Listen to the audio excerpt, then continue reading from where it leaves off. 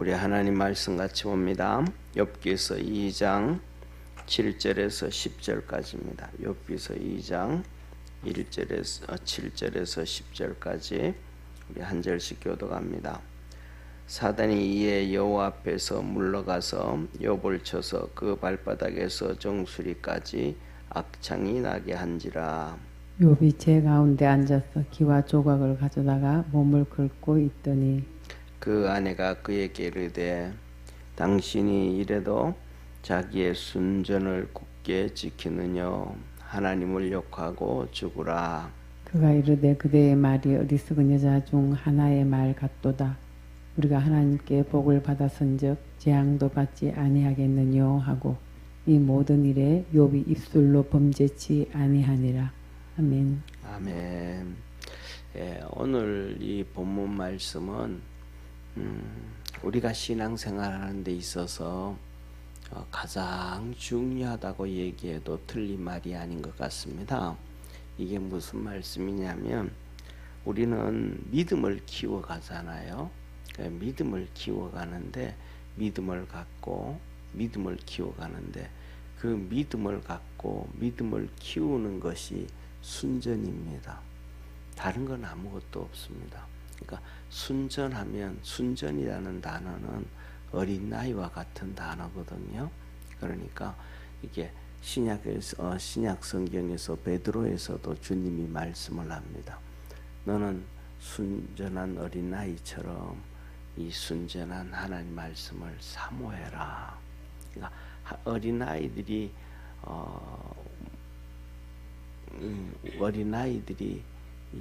그 우유를 먹을 때 보면 정말로 우유통이 정말로 딱딱하잖아요. 근데 그게 찌그러질 정도로 딱 당깁니다.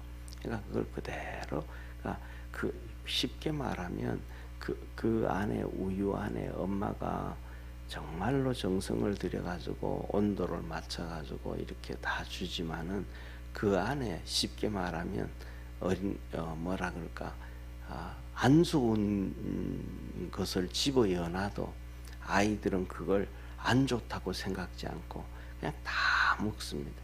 이게 순전한 거거든요. 빨아당겨서 먹습니다. 그런데 우리에게는 하나님이 말씀합니다. 그 순전함으로 살아갈 때 우리의 믿음이 커져간다. 그래서 마가복음 10장 16장에 이렇게 말씀하시죠.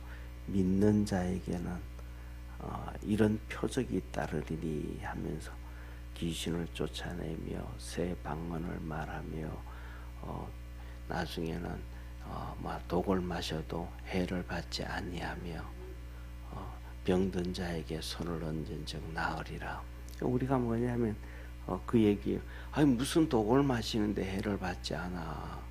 그 생각이 들어가는 순간 순전에서 벗어난 겁니다. 그런데 그 말씀을 그대로 믿은 사람이 있는데 그게 누구냐면 바울입니다. 바울이 로마로 잡혀가다가 유라굴라라는 큰 풍랑을 만나서 배가 다 파손하고 다 먹을 것도 없어져 가지고 섬에 포류하고 있을 때 추우니까 나무를 긁어 모아 가지고 불을 떼려고 나무를 긁고 오는데 거기에서 독뱀이 나왔잖아요. 그래서 바울의 팔을 물어버렸습니다. 그러니까 거기 있는 사람들이 그 옛날에는 뭐 이렇게 섬이면 전부 추장들이 있고 있잖아요. 그들이 전부 다 동네 사람들, 이구동성으로 그 섬 사람들이 저 바울이 큰 죄를 지었구나. 이 큰 풍랑 가운데서는 살아났는데 결국 저 뱀에 물려가지고 죽는 것은 저거는 큰 죄를 지었다. 다 죽었다 그랬어요. 왜? 그 섬에서 그 뱀이 얼마나 독한 뱀인지를 아니까. 근데 그 뱀을 턱 물으니까 바울이 그 뱀을 잡아가지고 모닥불 피워놨는데 불에 집어 던져버렸어요. 그런데 사람들이 보니까 안 죽어. 바울이 물리면 분명히 죽어야 되는데 안 죽는 거예요. 그래가지고 그 섬 사람들이 전부 예수님을 믿었습니다. 이게 사도행전입니다. 그러니까 하나님 말씀에 그 순전한 믿음을 가지고 갔더니 하나님이 일하시고 역사하시더라. 그런데 우리가 신앙의 믿음이 커지고 우리의 좋은 믿음을 가질 수 있는 것은 그 순전함의 농도라 그럴까요? 아니면 그 척도라 그럴까? 어느 정도냐에 따라서 우리의 믿음은 점점 커져가고 하나님의 은혜와 복을 받게 되어짐을 기억하기를 축원합니다. 이게 누구냐면 욥입니다. 욥이 이제 이 마귀가 마귀라기도 하고 사단이라고 하는데 제가 지금까지는 욥기서 1장 1절부터 시작해서 2장 6절까지는 성경에서는 계속해서 이 사단이라고 나오는데 제가 마귀라고 하다가 이제 오늘 드디어 사단이라고 했습니다. 이게 무슨 의미냐면 성도들은 그냥 이렇게 또 우리 이렇게 정리를 해가지고 아까 말씀 그대로 이제 유튜브에 실시간으로 올라가니까 성도들이 인식하기에 또 어떤 사람들은 안 믿는 사람이 그 중에 한 명이라도 있으면 이 사탄이라는 단어를 잘 인식을 못하니까 마귀라고 표현하면 더 인식이 쉬울 것 같아서 그렇게 했는데 오늘 드디어 사단을 넣었습니다. 이게 무슨 말씀이냐면 사탄이라는 얘기는 대적한다라는 뜻입니다. 하나님을 대적하는 거예요. 하나님을. 그리고 마귀라는 것은 이간질을 시킨다라는 뜻입니다. 똑같은 존재인데 그의 하는 일들을 통해서 하나님이 부르기를 다르게 불러요. 하나님을 대적하게 하고 막 이런 대적하게 하는 때는 사단이라는 단어를 쓰고 그 다음에 이간질시키고 하나님과 성도를 이간질시키고 성도와 성도를 이간질시키고 목사와 성도를 이간질시키고 거짓말을 터뜨리고 뭐 이렇게 저렇게 하고 자꾸 이간질시키는 것을 마귀라 그래요. 그 다음에 대적하게 할 때, 대적을 할 때는 그거는 예를 들면 사탄이라고 얘기하는 거예요. 그래서 우리 삶 속에 생활 속에서도 이렇게 사단 마귀가 들어와 가지고 그 성도들이 이거는 하나님을 대적하게 만드는구나, 목사를 대적하게 하는구나, 성도와 성도 사이에 서로 대적하게 만드는구나 할 때는 저게 사단 마귀는 똑같은 존재인데 들어와 가지고 지금 저 짓을 하고 있네 라고 인식을 하면 되고, 그 다음에 또 이런저런 말을 만들어 가지고 불신을 조장을 해 가지고 이간을 시키고 불신을 조장하고 거짓말을 해 가지고 이렇게 이간질 시키고 이럴 때는 마귀라고 표현이 되어집니다. 그래서 성경을 읽을 때도 우리가 그냥 읽는 게 아니고 사단이라는 단어가 나온다든지 마귀라는 단어가 나온다든지 할 때 이런 내용이구나, 이런 관점이기도 하고 성경을 보면 훨씬 더 하나님의 말씀을 이해하기가 쉽다는 걸 기억하기를 바랍니다. 그런데 오늘 이 마귀가, 이 사단이 이제 하나님 앞에 물러납니다. 이 아주 어제 말씀드렸던 건 흉측한 놈이잖아요. 가죽을 가죽으로 바꾸면, 속 가죽과 겉 가죽을 바꾸면 사람이 어떻게 살아가겠어요? 그렇게 되면 햇빛이 내리쬐도 전부 타버리는데 상상을 초월할 정도로 고통인데, 그러면 자기가 이렇게 되어지면 내가 이제 죽겠구나라는 인식이 든다. 내가 죽겠구나라는 인식이 그러면 욥이 자기 재물과 생명을 바꾸는다. 재물 잃어버렸을 때는 하나님 욕 안 하는데 이제 내가 죽겠구나라고 하면 하나님 욕한다 그랬어요. 그랬더니 하나님이 이 마귀 보고 네가 한번 시험해봐라 하고 그 대신 너는 욥의 목숨은 해하지 마라. 그러니까 죽을 것 같은 느낌은 들어도 죽이지는 마라. 그렇게 했습니다. 그래서 이 사단 마귀가 하나님 앞에 물러나 가지고는 욥에게 이 발바닥부터 시작해서 머리 정수리까지 악창이 나게 했더라. 그래서 성경에 보면 유대인들은 첫째로는 사복음서에 보면 유대인들은 이 귀신이 들어가지고 병이 난다고 생각하고, 그 다음에 또 태어날 때도 소경으로 태어난다든지 기머거리로 태어난다든지 육신의 장애인으로 태어날 때는 하나님께 저주받았다. 이런 얘기, 이런 생각을 해요. 거기서 잘못되어진 것 중에 하나가 파생되어 나오는 게 귀신론이에요. 귀신론은 우리나라에서는 이단 중에 하나의 이단으로 정제되어진 이 성락교회가 나오잖아요. 베레아라고 하고 요새는 별로 그렇게 많지 않습니다. 그 다음에 이제 그것이 이단으로 되니까 그 밑에 사람들이 90년대 벌써 30년이 됐죠. 그때 사람들이 전부 이단으로 또 정제될까봐 자기들 나와서 또 카멜리온처럼 바꿔서 드레스띠아스를 또 운행을 해가면서 또 드레스띠아스의 출발은 천주교거든요. 근데 그걸 가지고 또 막 그냥 일을 해가고 하면서 왔는데 중요한 것은 바로 뭐냐면 이 사단들과 이것들이 사람들을 고통을 주는데 끊임없이 고통을 준다. 괴롭게 하고 힘들게 해도 눈도 깜짝하지 아니한다는 것을 기억하기를 바랍니다. 그래서 우리가 그런 관점에서 이 사단 마귀가 하는 관점에서 이렇게 봐야 돼요. 그래서 세상에서 보면 예를 들면 세상에서 이렇게 보면 뭐 이슬람에서도 수니파와 시아파가 있잖아요. 수니파와 시아파가 있는데 말 그대로예요. 수니파와 시아파는 수니파는 순해요. 그러니까 자기들 신앙만 가지고 가요. 막 테러를 일으키고 막 사람을 찔러 죽이고 막 그러지는 않아. 그냥 자기 종교를 안 믿을 때는 좀 그럴긴 좀 과격해지긴 하지만 순해요. 그러니까 그다음에 시아파는 시아파잖아요. 시아파는 아주 막 테러 일으키고 막 그냥 사람 찔러 죽이고 그다음에 자기 목숨을 잃어가지고 폭탄 테러 일으키고 이게 시아파예요. 그러니까 아주 이렇게 사람을 막 죽이고 막 그런 이 시아파들은 뭐냐면 시아파의 중심은 이란이에요. 그리고 수니파의 중심은 사우디예요.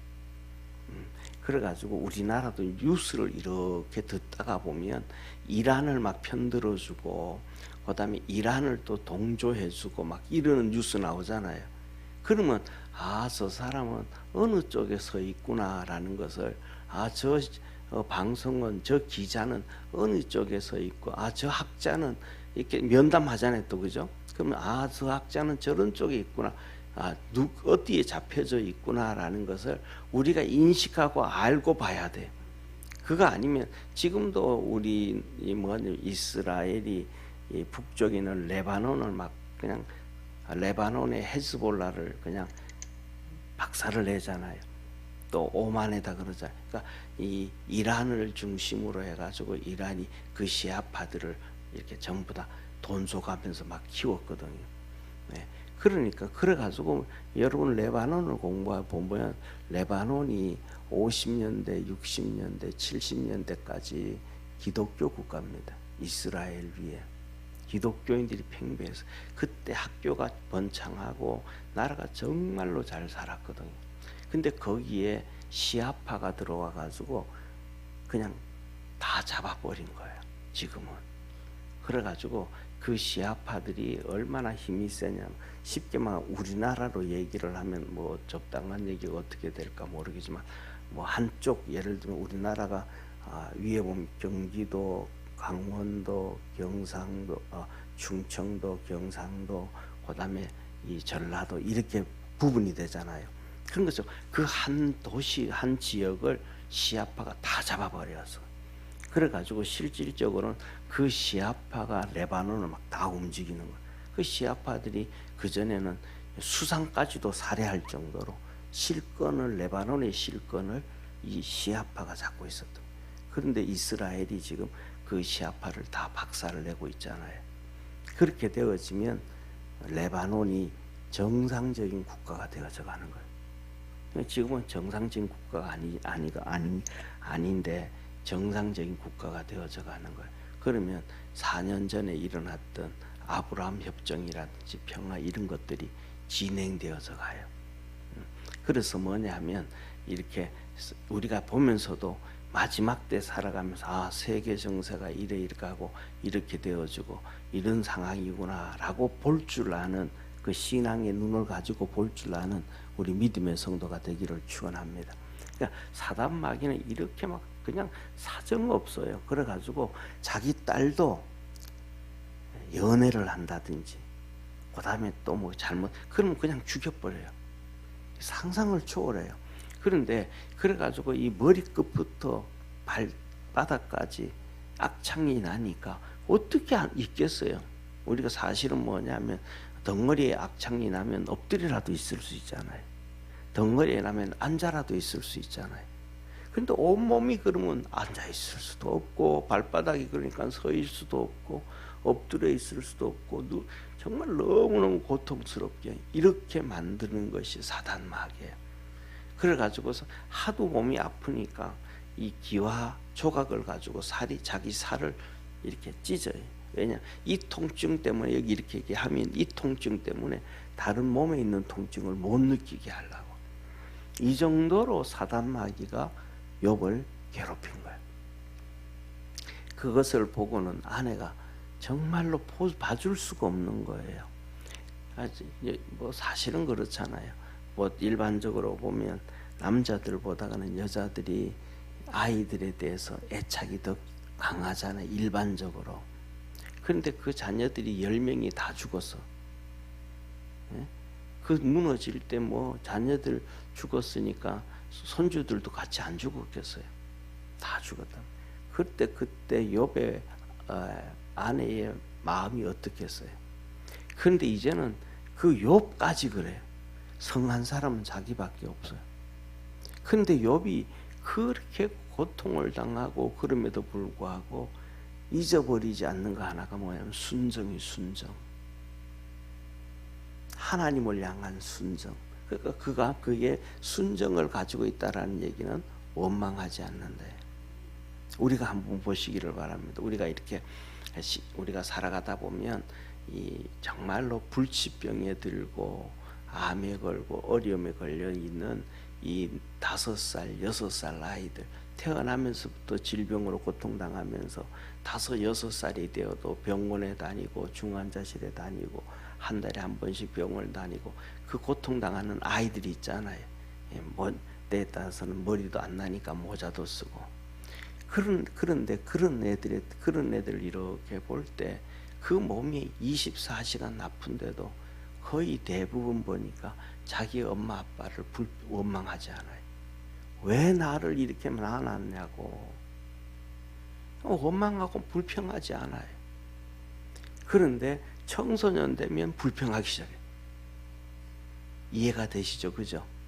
그러니까 아이들은 자기 몸이 그렇게 엄마 아빠는 건강한데 자기는 그렇게 힘들고 어려워도 원망하지 않아요. 아이들은 뭐를 가지고 있다? 엄마 아빠에 대해서 순정을 가지고 있대. 사랑하는 마음 순정을 가지고 있대. 욥이 바로 그런 순정을 하나님이 마귀를 통해 마귀가 그렇게 하는데 그 안에도 이것은 하나님이 우리에게 하는 거라고 생각했고 욥도 하나님이 하는 거라고 생각을 했단 말이에요. 마귀가 한 줄 모르고. 그런데도 욥은 하나님을 향하여 그 순전한 마음, 불평하고 원망하는 마음이 없었다. 그런데 그 안에는 순정의 마음이 없으니까 하나님을 욕하고 죽어라. 하나님 욕하고 죽어라. 그 순정이 다 없어져 버린 거야. 하나님에 대한 순정도 없어졌고 10명씩 애를 낳고 살았음에도 불구하고 그 남편에 대한 순정도 없고 다 없어져 버린 거야. 아무것도 없는 거야. 그러니까 욥의 안에는 뭐가 없어요? 믿음이 없는 거야. 저와 여러분 우리도 뭐냐 하면 순정을 가지고 있으면 믿음이 있다는 걸 기억하기를 바랍니다. 하나님을 향한 순정을 가지고 있으면 하나님을 향한 믿음을 가지고 있는 거예요. 또 살아가면서 배우자에 대해서도 순정을 가지고 있으면 서로 신뢰를 하고 있는 거예요. 그런데 뭐 자녀는 똑같죠, 그죠? 자녀는 어려움 당하고 아니면 어떤 상황 가운데서도 부모는 자녀를 향하여 순정을 가지고 있잖아요. 그러면 자녀가 뭐 한다? 신뢰를 한단 말이야. 그래서 가장 중요한 것 중에 하나는 내가 순정한 마음을 가지고 있는가. 하나님을 향하여 순정한 마음을 가지고 있으면 내가 믿음이 있다. 순정한 마음이 없으면 믿음이 없다. 이것을 우리가 좀 인식하고 항상 그 순전한 마음을 가지려고 애쓸 수 있는 우리 축복의 성도가 되기를 주의 이름으로 축원합니다. 그리고 이어서 말합니다. 욥이 말합니다. 이 사람아, 당신이 하는 얘기가 어리석은 여자 중에 하나다. 세상에는 어리석은 사람도 너무 많고 지혜로운 사람도 너무 많고 세상에는 믿음 있는 사람도 너무 많고 정말 하나님 앞에 바로 선 사람도 너무 많은데 우리 주님 그랬잖아요. 슬기로운 5처녀와 어리석은 5처녀. 근데 당신은 어리석은 사람에 속하는 중에 하나다. 당신은 똑똑하기는 한데 머리는 좋은데 상황 파악은 잘하는데 환경은 잘 판단하는데 그건 어리석은 거다. 하나님을 향해서 이 순전함을 잊어버리지 아니하면 그것은 어리석은 자다. 다시 말하면 보세요. 성경에 보면 어리석은 5처녀와 슬기로운 5처녀, 그 상황을 보면 누가 지혜로운 것 같이 보여요? 신랑이 안 오는데 좀 쉬고 놀아야죠. 그게 더 지혜로운 거죠. 상황을 잘 파악하는 거잖아요. 그죠? 또 신랑이 온다고 뭐 기름 사오면 되지, 뭐 준비하면 되지, 뭐 정 안 되면 저만큼 가지고 있으니까 야 조금 줘라 그러면 되지, 뭐 얼마나 세상적으로 지혜로운 생각을 가져요. 그런데 하나님은 그 세상적 지혜로운 생각을 하나님 뭐라 그래요? 어리석은 여자다. 세상에서 어리석고 미련한 것처럼 보이는 그 여인들을 5명을 지혜로운 여인이다. 기름을 준비해서 지혜로운 여인이다. 그러니까 하나님이 보는 지혜와 세상이 보는 관점의 지혜는 다르다라는 것을 꼭 기억하기를 축원합니다. 그래서 하나님 보시기에 지혜로운 자가 되기를 축원합니다. 욥의 아내는 세상적으로 너무 지혜로워서 이것도 이렇고 다 상황 파악 너무 잘하는 거.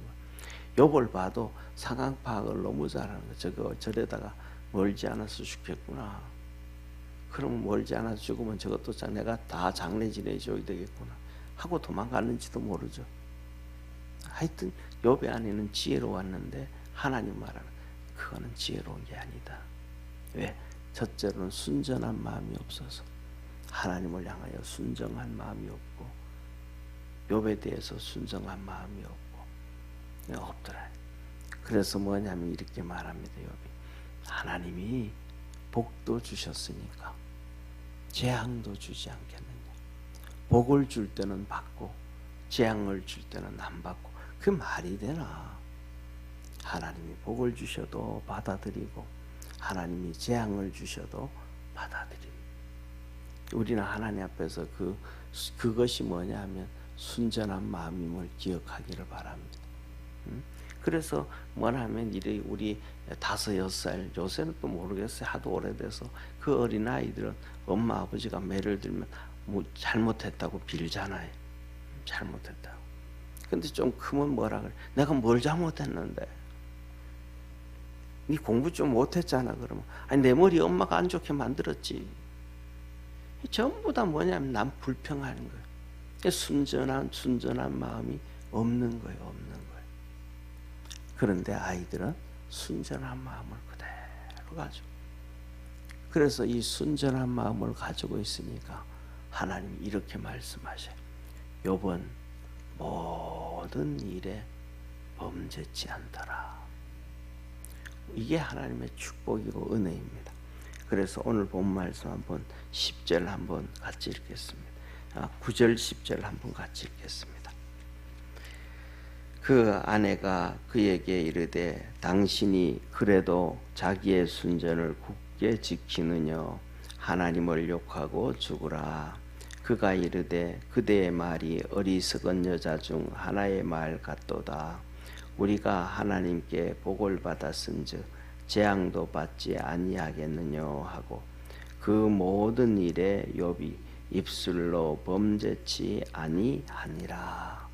예, 사람은 이렇게 가면 첫째로는 입술로 범죄하고, 제일 먼저는 마음으로 범죄하죠. 마음으로 범죄하고, 그 다음에 두 번째는 입술로 범죄하고, 그 다음에 세 번째는 손발로 범죄합니다. 입술로 범죄 안 하면 손발이 죄를 짓기가 어려운데 이렇게 순서적으로 죄를 지어가요. 우리 믿음의 성도들은 정말로 하나님 앞에서도 순전하고, 부부 삶에서도 순전하고, 세상 사람들이 우리를 속이고 우리를 이렇게 그래도 세상을 향해서도 끊임없이 그 순전한 마음을 갖고 살아가기를 축원합니다. 그러면 주님이 인정하시는 좋은 믿음을 갖게 되어지고, 또 이 세상에 살면서 존경을 받고 이렇게 하지는 못할지는 모르지만 하나님 앞에 갔을 때 잘했다 칭찬 들을 수 있게 되어집니다. 기도하겠습니다.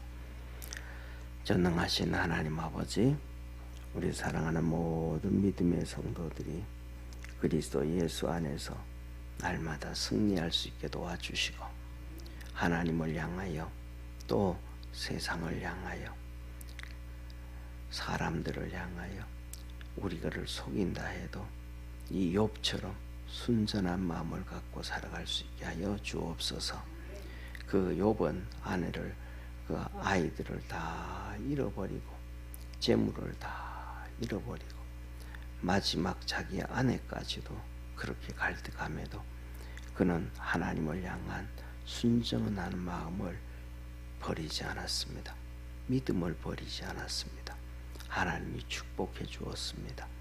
그의 세 명의 친구들, 아버지 하나님, 이 대만 사람 엘리바스, 수아 사람 빌닷, 나마 사람 소발이 와서 끊임없이 계속 그의 정신적인 고통을 주기에도 불구하고, 그럼에도 하나님을 향한 순전한 마음을, 친구들에 대한 순정한 마음을 버리지 않은 참 좋은 믿음의 사람이었습니다. 이런 욥의 모습을 본받아서 우리도 조금씩 더 순전한 마음을 갖고 살아갈 수 있도록 하늘 문을 열어 은혜 주시고 축복해 주옵소서. 믿음 안에서 승리하기를 원하고 구원하신 예수님의 이름으로 기도드립니다. 아멘. 하늘에 계신 우리 아버지여, 이름이 거룩히 여김을 받으시오며 나라의 임하옵시며 뜻이 하늘에서 이룬 것 같이 땅에서도 이루어지리다. 오늘날 우리에게 일용할 양식을 주옵시고, 우리가 우리에게 죄진 자를 사하여 준 것 같이 우리 죄를 사하여 주옵시고, 우리를 시험에 들게 하지 마옵시고 다만 악에서 구하옵소서. 대개 나라와 권세와 영광이 아버지께 영원히 있사옵나이다. 아멘.